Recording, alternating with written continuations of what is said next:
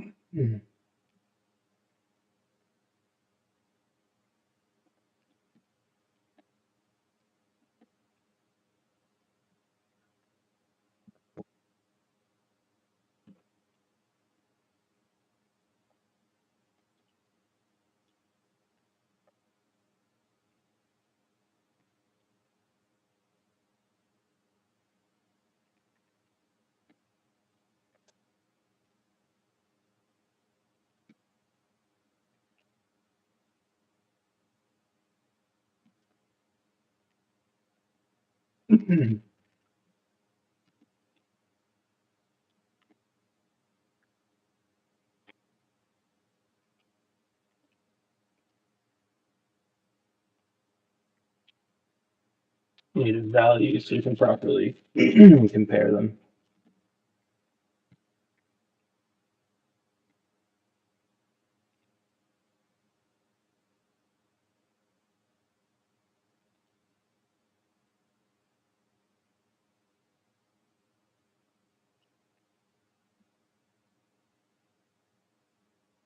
I don't think this actually works, but we'll see.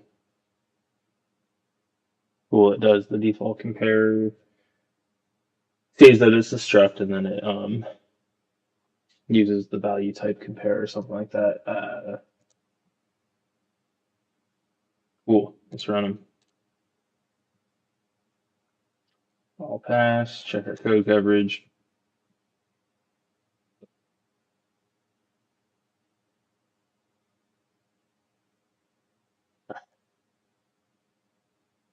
Why does this change from time to time? Like, why isn't this part of my settings? I don't. I don't really understand. Oh no. Okay. Never mind. Um.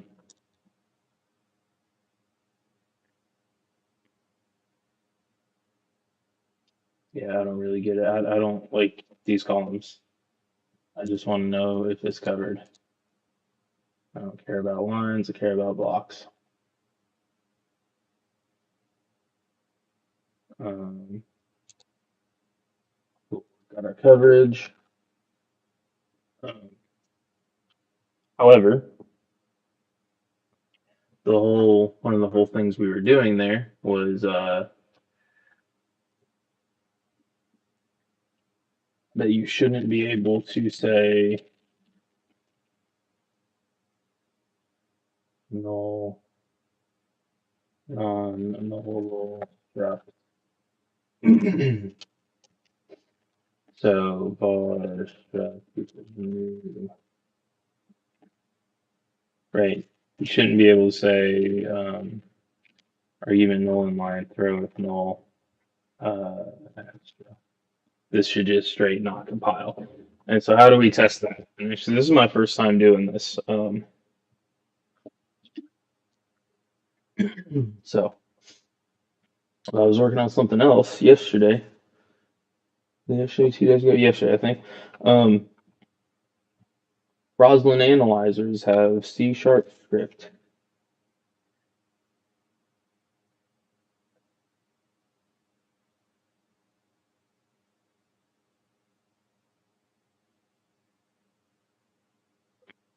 I think this is it. Yeah. So if we look here, sorry, yeah, this is Roslyn, and we're interested in C# script. So that's what I'm gonna do. I'm gonna install this package, and we'll see if we like this. Actually, you know what? Before we do that, I've realized I don't like the name that I've chosen here for this project. It's core tests, it's core internals. Like the whole thing that I'm doing here is that it's the namespace dot tests. And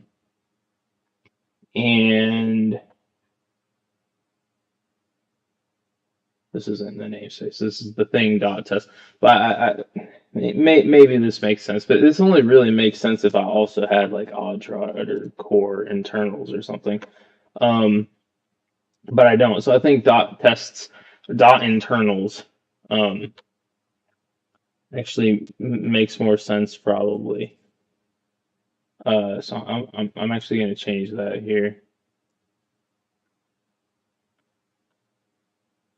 Uh,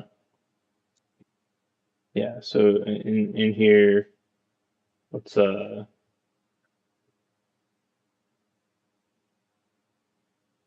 test internals and um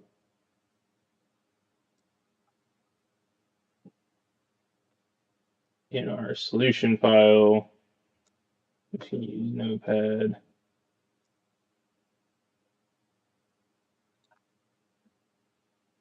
Um, this, I'm just going to replace that with this thing.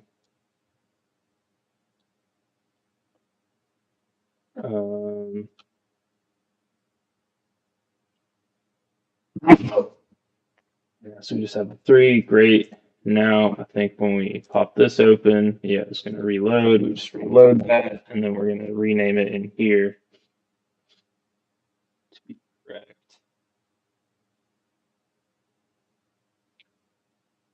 Okay. I don't really know why that would be. I guess then what we're going to do it all manually. Let's change that. Let's go back here, go to solution.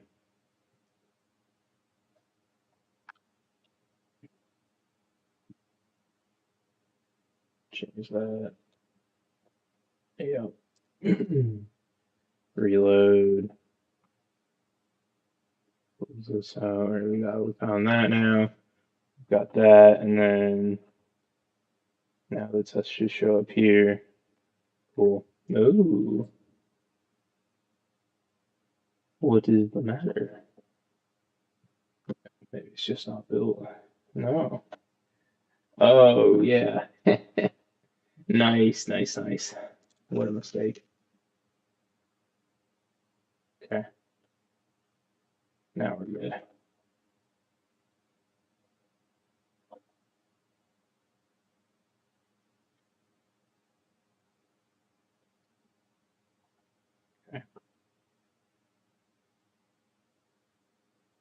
now let's try and install that NuGet package and see what we can do.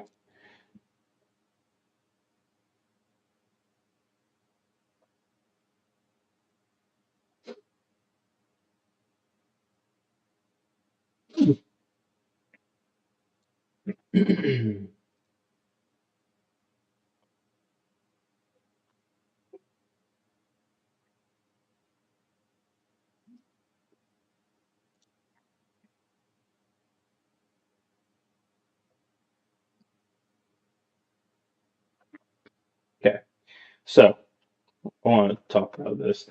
So you can kind of see what I've done up here for these. Let me collapse everything. And for this, and etc. So here, I needed a way to get my type that is basically encapsulating the ASP.NET Core, ASP.NET type. And so I defined this somewhere, and I defined it in core. And the reason I'm doing all this, so basically, I want to have everything as the dependency hierarchy as flat as possible. And it does a lot of things when you do this. But I guess the thing that's sort of unrecoverable that this prevents is you just don't end up with cycles if you do this, like cyclic references. And so you'll never get in that situation. And that's one reason I like it. I also like it because it kind of forces me into abstractions over specific implementations, and so it kind of forces me to think about what is it that I'm really trying to do. What do the APIs actually look like? What are all the concepts that I'm trying to model? Um, because I need to have those so I can put them in core so that other stuff can actually reference them and use it. So what happens is I'll have an abstraction of something in core, and we can actually find it an even better example in the memory caching interaction library. So here,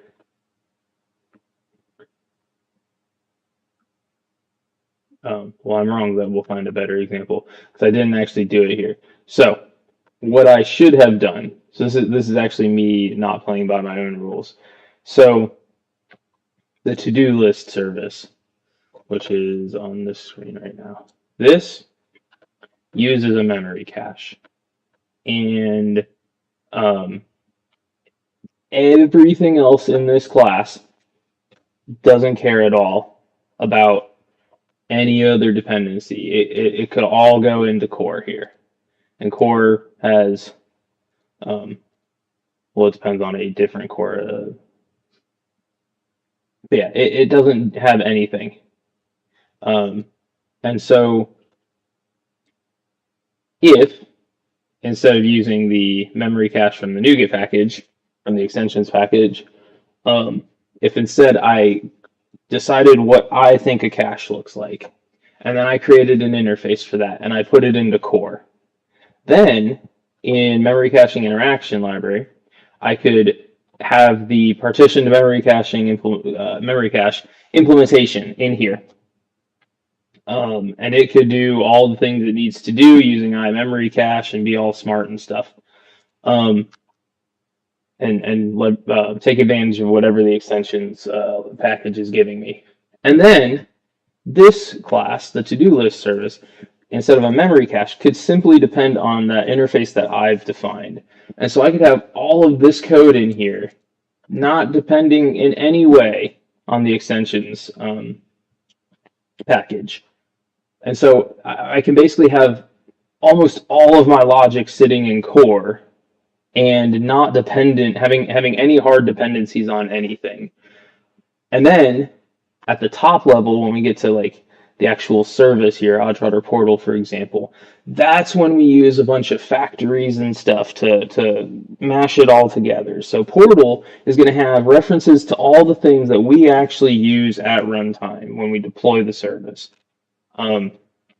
And it's going to basically fill, it's almost like DLLs. It's going to fill in all of the interfaces with concrete implementations.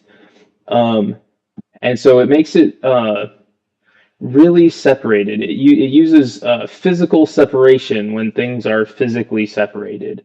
Um, so when we have we add a new project, I add a new project whenever there's a new um, hard dependency on something, and then I put into core an abstraction so that I can continue writing code and have a concept defined. So if ever I need I decide that this extensions package is not working anymore. It's got too many bugs, right? It's just, oh, now it's not being maintained or whatever, right? I can just drop this, create a new one, if create my own implementation, or take a dependency on a new package in a new project or whatever. And all of the code in core remains the same. Everything in to-do list service is going to remain the same. Um, but I didn't have to go and change any of the references of core. And the other thing there, by having these the abstractions defined in core, means that I can have unit tests, like proper unit tests, where I can mock the interfaces, and beyond mocking them for a specific test, like I can have an internally consistent implementation of the interface, so like a memory version instead of like if we're thinking about cloud storage, like I can have something backed by an array in memory or a list in memory. Um, so these are kind of all the things that it's kind of what I just said was kind of a mishmash of like why interfaces are useful and why abstractions are useful and all that stuff. But in terms of the separation by the projects, it's also uh, yeah, it lends itself to all of those things and kind of forces me to do those good practices, having those concepts defined and creating abstractions for them and such. Um, and it also has this very specific and concrete aspect, which is that you just can't get cycles, so like cyclic references, if you do it this way. And so if I'm already thinking that way, this project structuring, it takes no effort from me. Um, Especially at this point, I've been doing it that way for so long, and so yeah, it sort of lends itself well to the way that I am already modeling things in a way that makes code very testable and stuff like that, and it solves the very real problem that's sort of um, hard to avoid with other approaches if I just need to have those cyclic references. So anyway, the reason I brought all of that up is because I now have a package that I've just added to internals, a dependency I've just added to internals. So if I really took the approach to its fullest extreme that I had just said, what I would have, and I do have a test core where I have code that's common to all my Azure blob clients, to all Azure blob clients, because I have the um, Azure blob client namespace with an I Azure blob client. And so what these tests do are say, give me an Azure blob client and I'll test it for you. And here I did that because I ended up with multiple blob client implementations. I've got this one, I've got the standard one, I've got the encrypted one, and one backed by memory that I actually use for unit tests. And so in this case, I did it because I actually wanted to share those tests. But if I took the project separation to the logical extreme of the principles I was just saying, um, what I would actually do, what is this? What I would actually do is put all of my tests in here, all of my test code. Like this would be this project would be the project that depends on the test framework package. And then these unit test projects, these ones that end in .tests, these would be akin to the portal. This is the test project here is something that actually gets deployed somewhere and executed in some way and whatever. And so this is where I would use factories or whatever to coordinate constructing all of the things across all of the different projects and packages that I actually have like the hard dependencies on for this concrete thing. The test projects are what make it all concrete. And so what I would need to do then is like in here, right? These would be not a test class in this way. It would be something more like this, and then I'd have an additional test class here that actually calls the one that we just put in test core and whatever. And I'm not doing that, you know. So I'm not sort of following my own rules there, and I'm kind of taking the one of the I don't even know if people are aware of this anymore. Like one of the old school, um, as old as Agile can be considered, Agile approaches of like, I'll refactor that when I need it. If ever I actually need to share this code, I'm gonna factor it out, put it in test core, and then I'll do all the things I just said.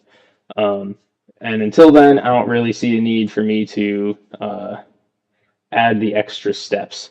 So, um, same deal here. I'm kind of taking a shortcut against my own rules, but this is going to need to. Oh, I thought I'd added it. Let me just save and see if it shows up now. No. Oh, this one. Yeah, there we go. So this test project, uh, this is going to need to depend on C sharp scripting at some point, this package. Or rather, not at some point. It will have to. And so what I could do is have an oddtrotter C sharp scripting interaction library or something like that. And then I could put whatever tests I want in there. And then I would pull that project reference into this. And then I would have some of these tests that also like now are calling the stuff from the C sharp scripting interaction library or whatever. That's a lot of steps for basically no value here. So I'm not going to do it. And at some point, if ever I end up with an oddtrotter C sharp scripting interaction library, for example, um, that'd be a great time for me to then move anything out of here into that, any logic that I have in here into that. Um, but until then, I don't really need to do that. So I'm kind of cheating a little bit. Maybe if I end up with some free time and I have literally nothing better to do, I'll move it over and do it that way. But I don't know. I'd have a to do somewhere about this same thing with the memory caching interaction library to like factor that out. Like this basically provides no value at this level. And I'm the only one working on this repo right now, so no one's going to come along and get confused. I might get confused myself later that I didn't follow my own rules or something, but like at this point, it's not that confusing. There's two things that happen in this library, you know? Um, yeah. So now, aside from that rant, what this package actually does is it lets us compile code. Like it lets us take strings and compile them as C sharp. So and you can actually even execute it and stuff like that. So um, let's just do this for a second. So what I had a minute ago was the thing I was trying to uh,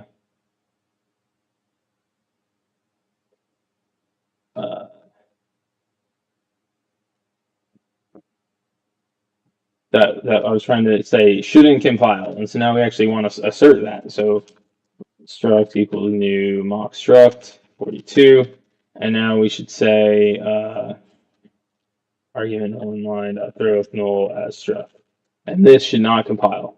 So what we're going to do then is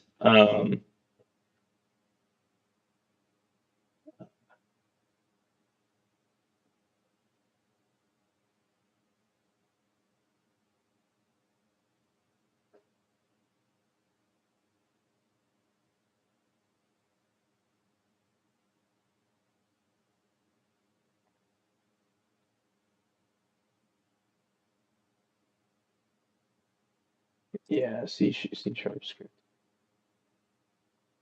So I got some samples, but I'm just going to pull this. So I want to create a script, and then I think there's like a compile on here that we maybe in here.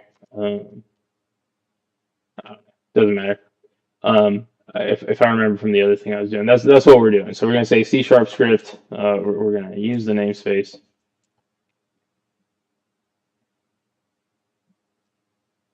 and then down here we're gonna say uh, C sharp script dot create, and we're just gonna use a string. So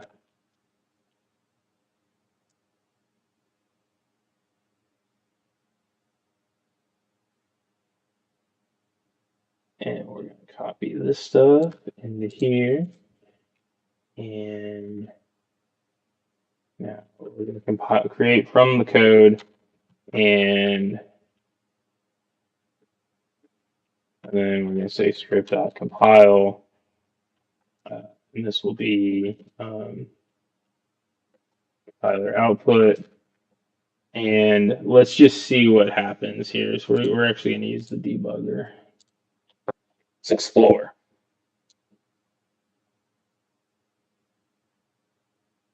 So look at compiler output.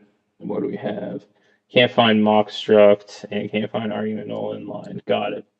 I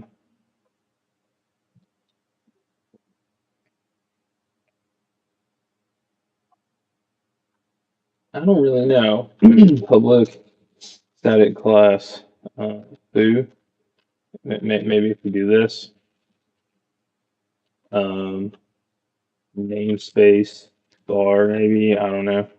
Uh, and then let's actually keep it entirely self-contained, maybe. So we don't need any of this to do what we're doing here.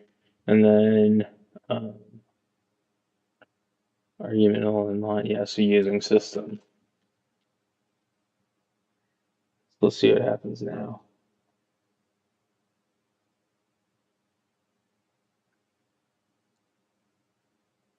Cannot declare namespace and script code. Okay, got it.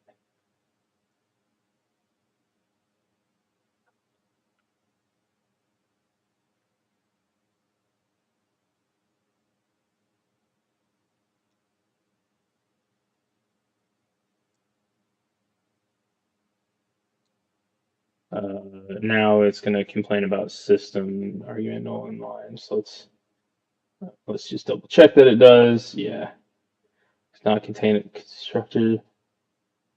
Oh, it takes one. Okay. Um, let's do system now. See what happens. And I'm just playing around right now. I'm gonna change probably a lot of this. Type namespace argument, system. Okay, got it. So what we need to do, there's like, yeah, script options dot default dot with references or something. Yeah, with references, and then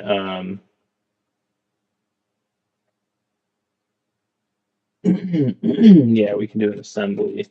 Well, let's actually see what are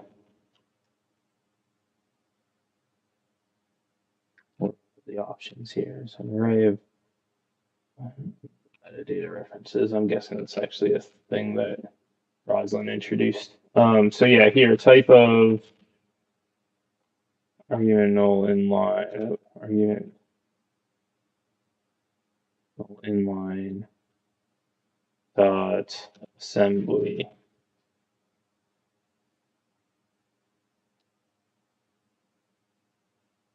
Okay, now let's see what happens.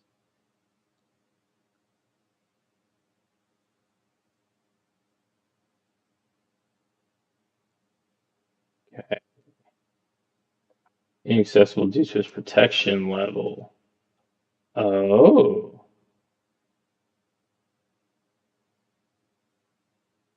well, that's very interesting.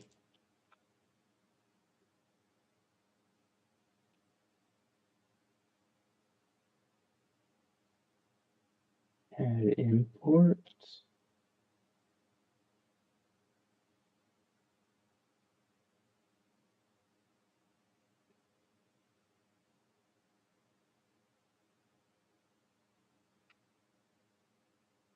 Let's do this real quick. Um, I think this is what I want for like using system.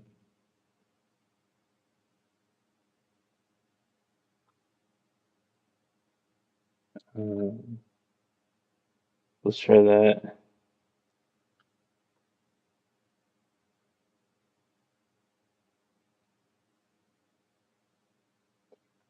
Yeah, uh, system.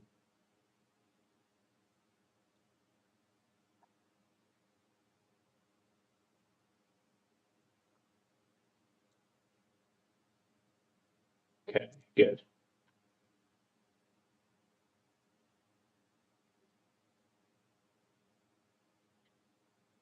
So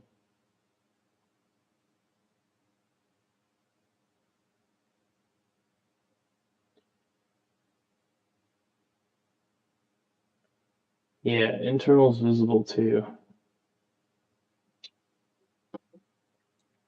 Let's see what else we get.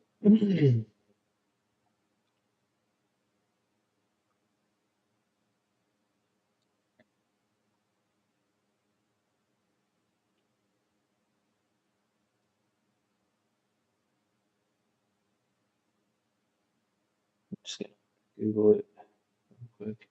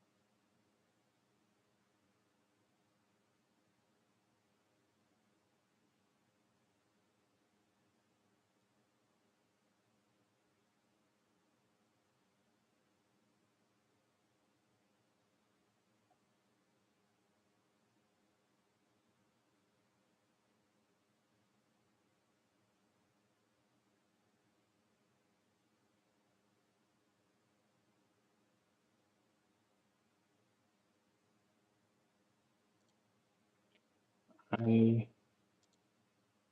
don't really know if this is gonna work, but there's apparently this attribute, assembly,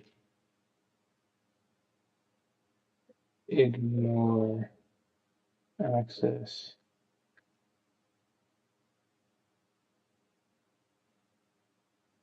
Um,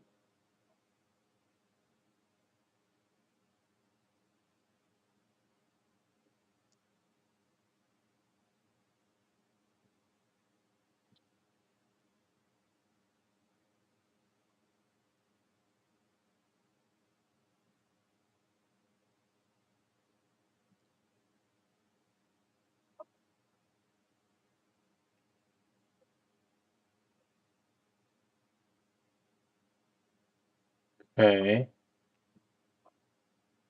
and then you should be able to say assembly, ignore system runtime, compiler services, dot,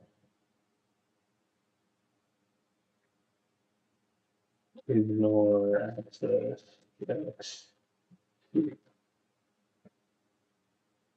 No, didn't find it. Hmm.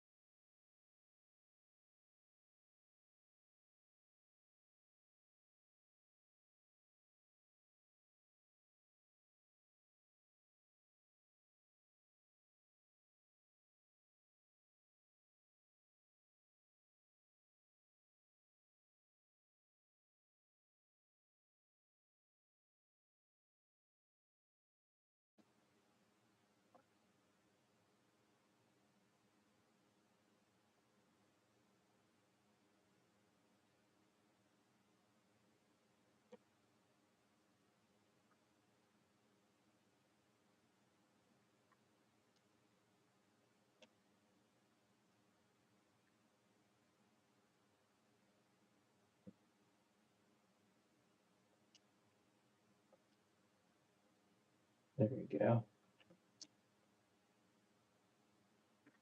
Okay. I think we're gonna have to put that into here though. What?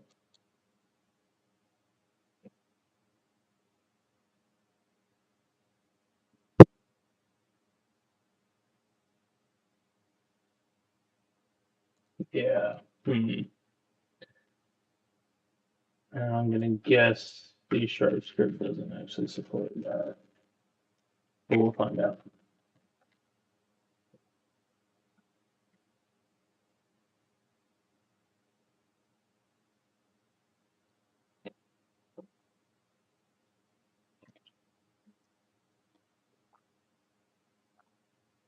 Assembly module attributes are not allowed in this context. Okay.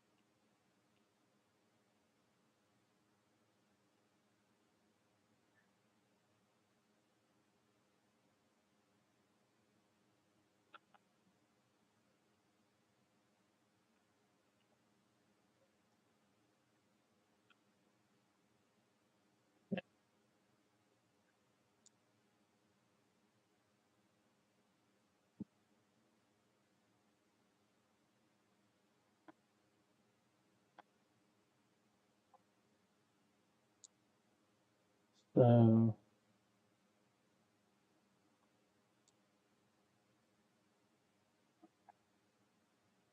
yeah, I'll just put this on the screen here. I'm just trying to find something that maybe works.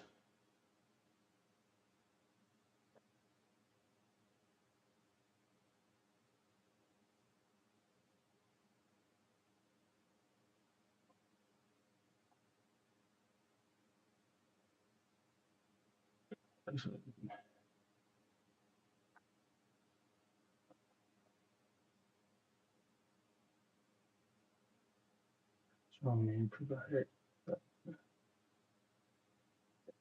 The OP needs to supply properly your strong name provider.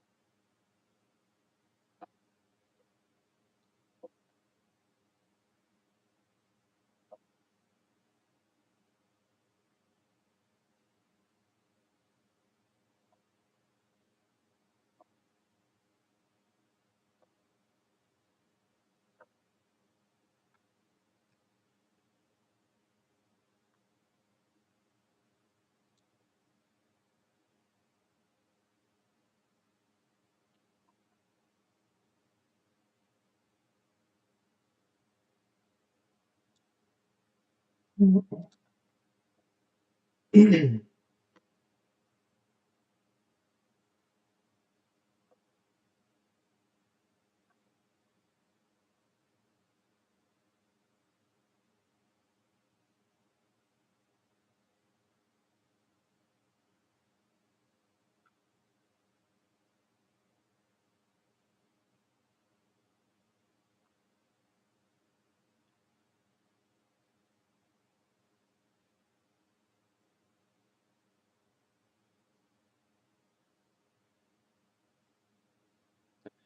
Yeah, I don't know.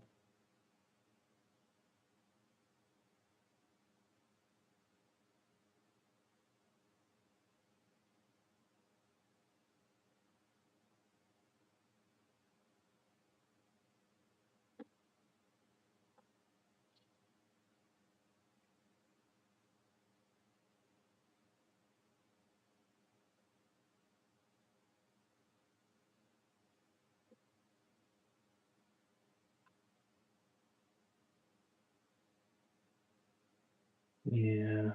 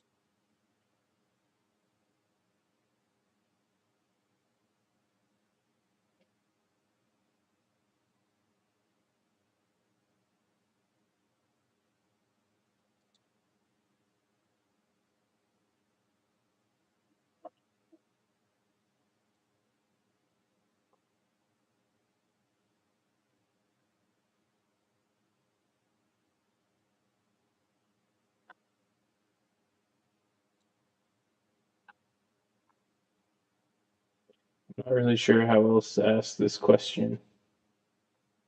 Um,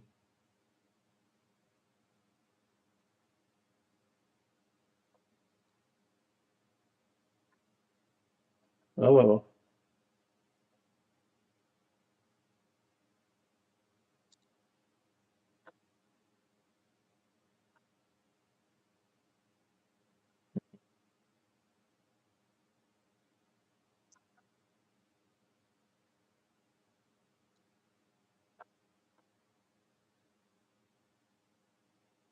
yeah, I don't. That's a real bummer. Um,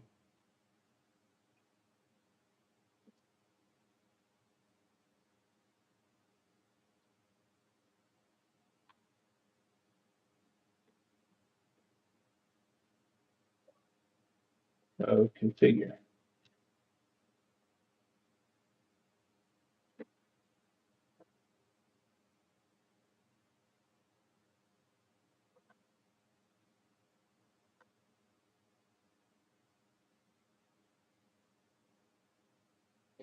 Yeah, none of this is thinking about Roslyn, so we'll change it back to this.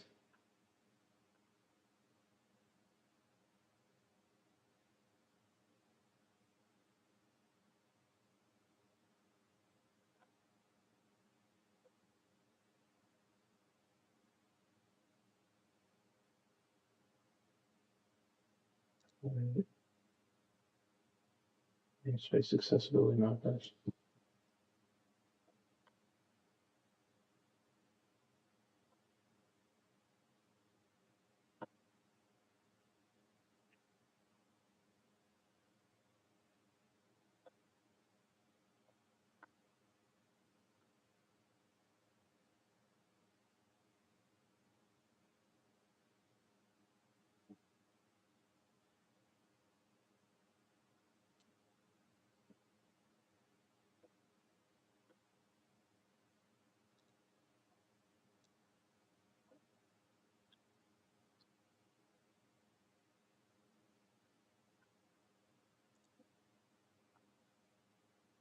Very comprehensive.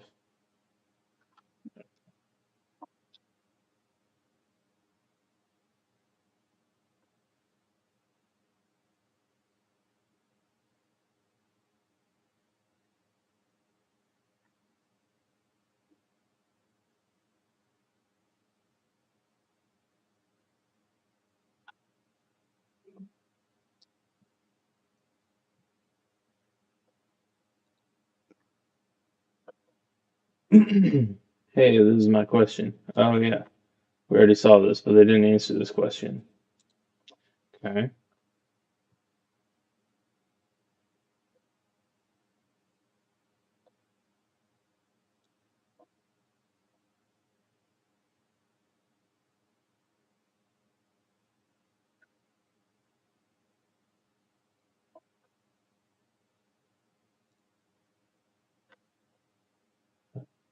This is internals.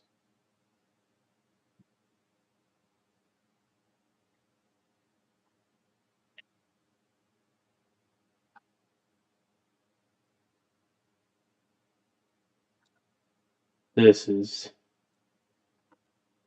brilliant. Okay, game on. I'm a little embarrassed. I didn't think of it. That's a good solution, though. All right, so uh,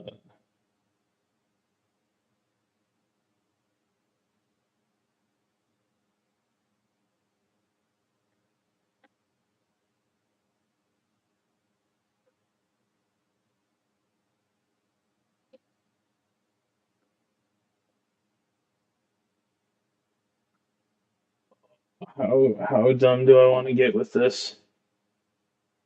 I mean, I've got to get all the attributes correct.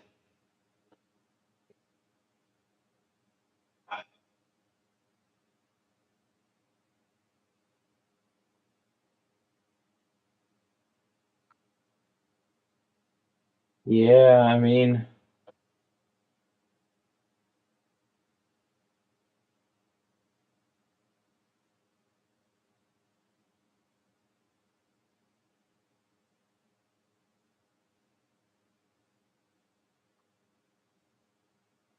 all right. It's not my favorite game to play here, but it's what we're gonna do.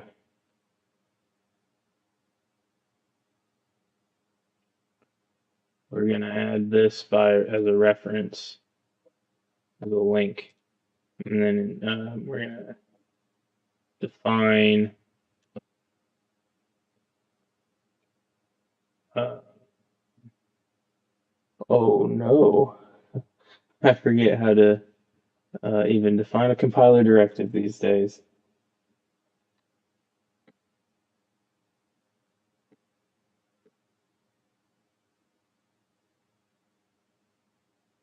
They're not called. They're preprocessor directives. Uh,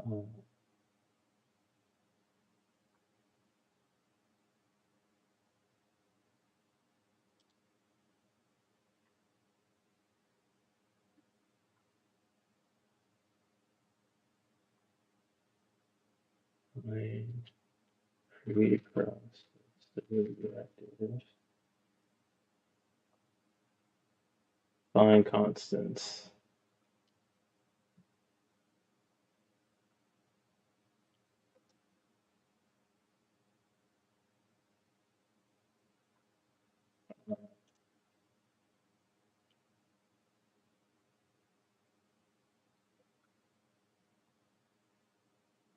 This and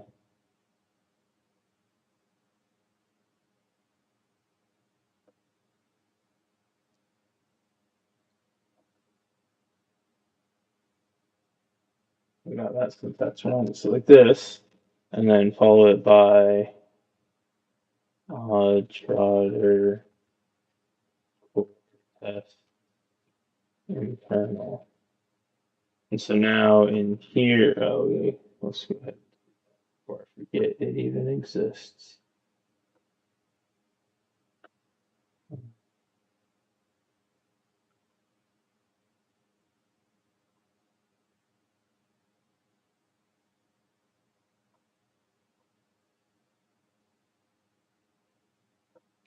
Oh, this is so bad.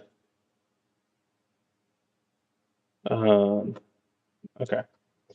So in here, we're gonna say if oddtrotter, yeah, this and this is gonna be underscore dot. I want where did it put all that stuff? Okay.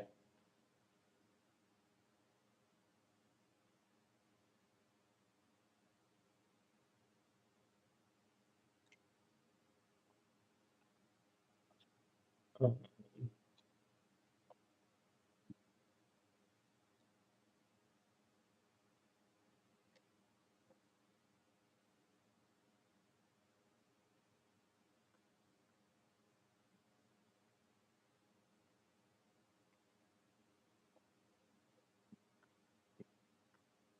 some point, we might decide that this is not worth it, but I'm not at that point yet. So, uh,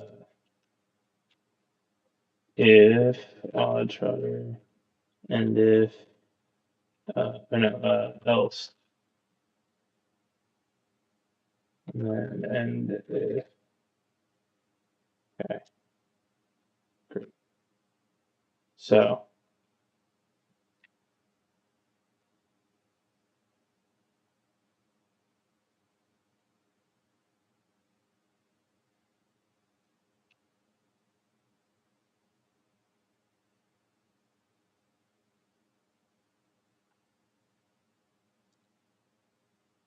all right,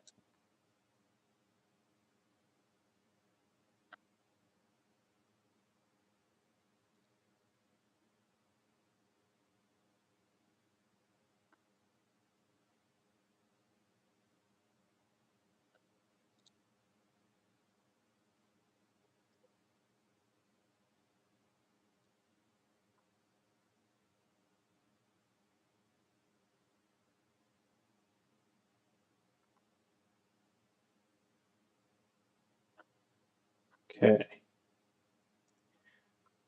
I want to just see if this is actually matters.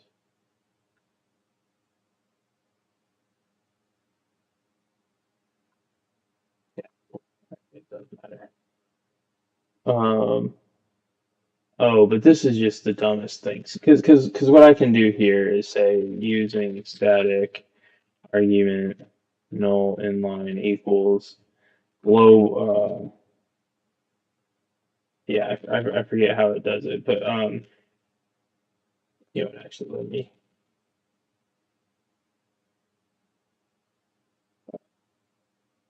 this here. Remove this. Let's see how it says what it says.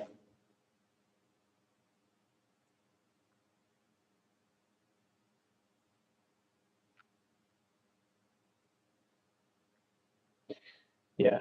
All right. So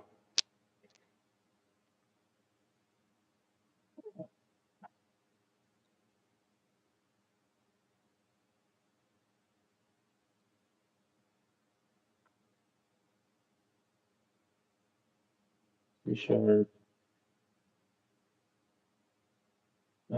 some do assemblies with same type defined in same namespace. That's right. Extern aliases.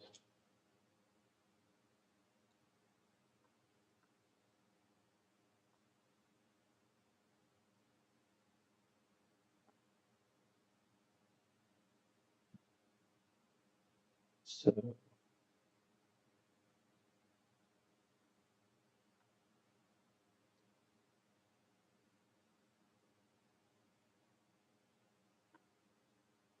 so this is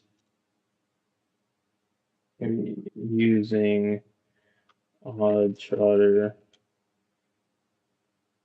for system dot argument null inline using system.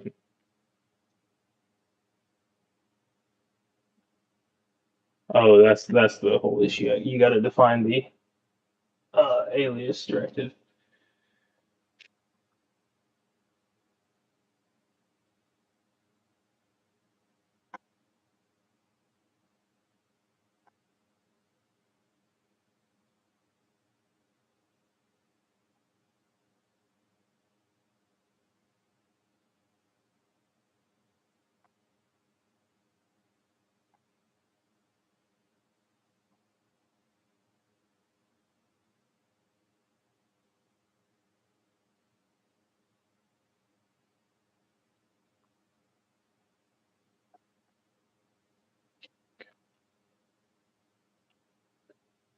Turn alias oddtrotter dot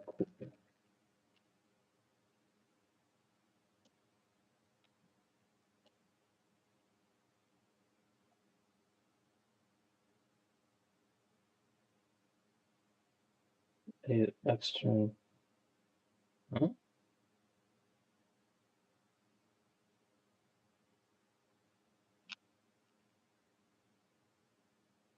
Okay. Namespace cannot directly contain.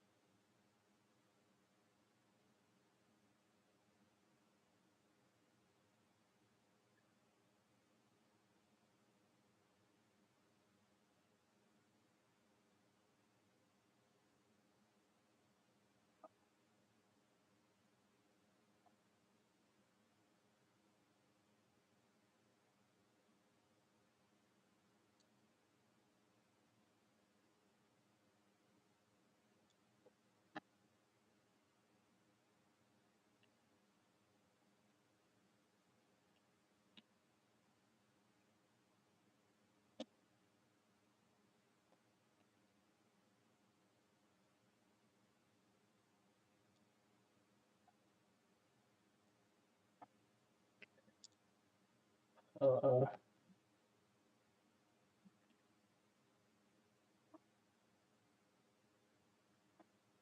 okay. What did that? How did that do it? I don't remember what I typed, but okay, cool, great. So now we can say external alias oddtrotter4, and now we can say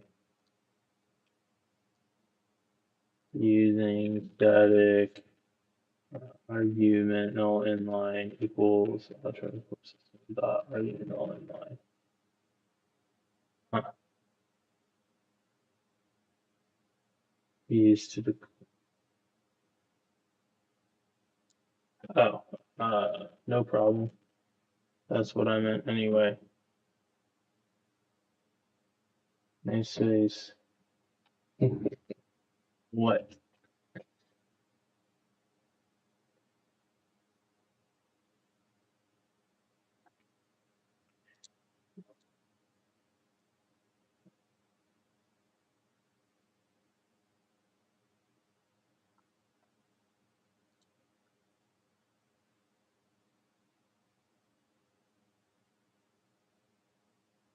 Okay, I don't know.